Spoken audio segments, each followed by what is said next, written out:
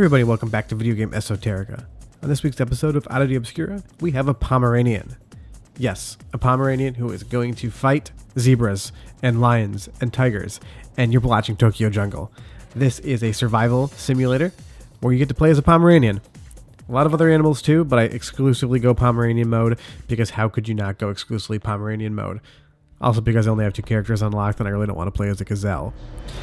I know the first couple episodes we've shown you guys have been quite weird. One with a lot of homoerotic tendencies and one with some like crazy body horror, Kowloon Gate style action. This game is about as straight-laced as they come, but it is also one of the strangest games ever. It's a survival animal simulator, but you start out as a Pomeranian.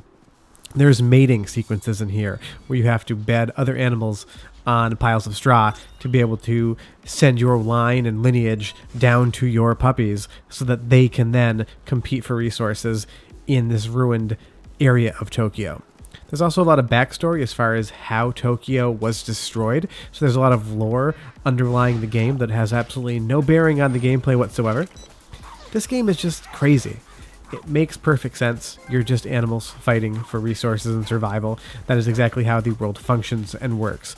But as far as odd games are concerned, this one to me just seems so strange as to just how it got made. I mean, I know you have games like Spore or things like that, but that Pomeranian just killed a beagle and ate its throat out, and when it's done eating it, it explodes into a skeleton. That's just weird to me. I'll let you guys watch a little bit more of just the overall gameplay. I didn't leave a lot of intro in here because we're just jumping right in. We're going to chase that rabbit down. But otherwise, enjoy some more of Tokyo Jungle, and I'll be back in like a minute just to talk about it some more. But yeah, enjoy Pomeranian time.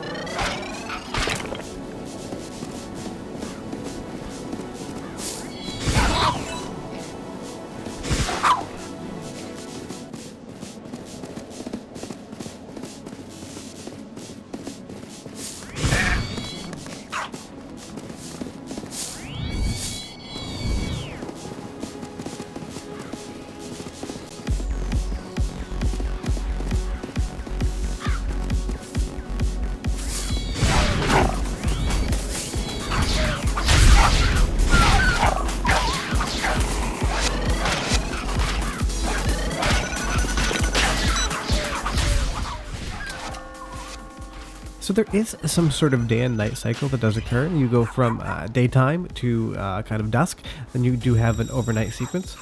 I can't tell if any of the enemies become overpowered at night. You do see some other animals that won't appear during the daytime, just like you would in normal nature. You have some nocturnal animals, and you have some animals that are out during the day. But those little chips right there unlock little bits of the story. Obviously, it is all in Japanese, so I have absolutely no idea what's going on. You can get this game in English. It is available on the PlayStation Network to download. My copy is a physical copy that I imported for, I think, like $5 on eBay. This game is dirt cheap. A $10 bill shipped, and you're going to have this game at your door. You can read the story online to get a little bit of the background to it. But you do have these areas. There's a little bit of poison here, and there are some environmental factors that are risks.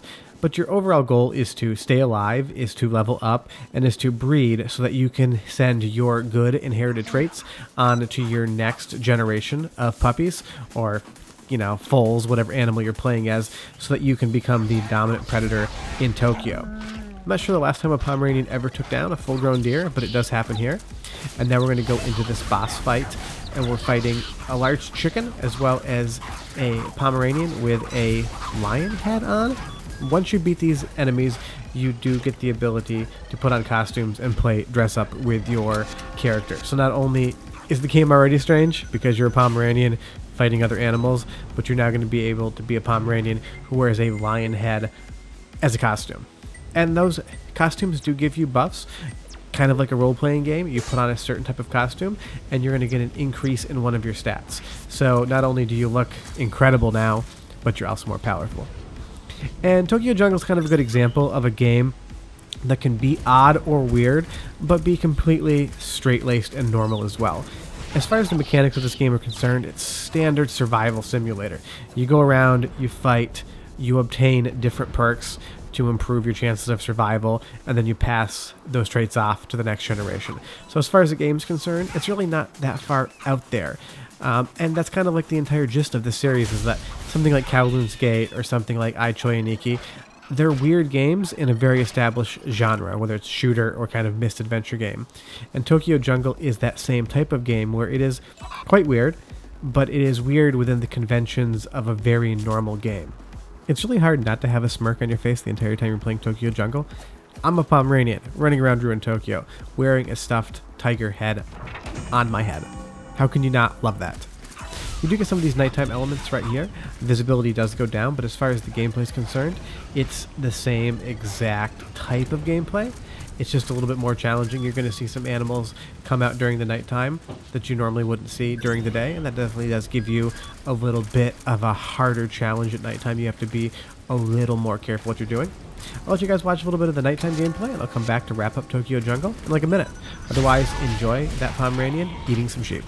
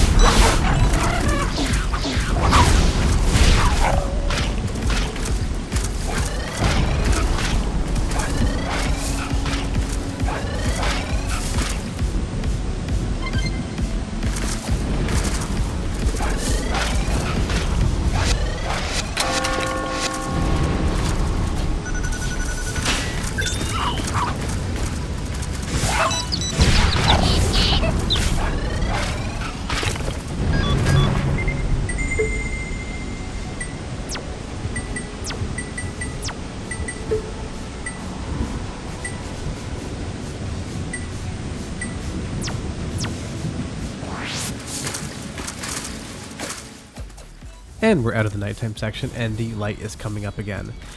As far as what I recommend Tokyo Jungle, 100%, 110%, 120%. Play this game. It's dumb. It's fun. It's delightful. You laugh the entire time you're playing it. It makes no sense. You eat chickens. Do it. Buy the game. It's so cheap. It's a lot of fun.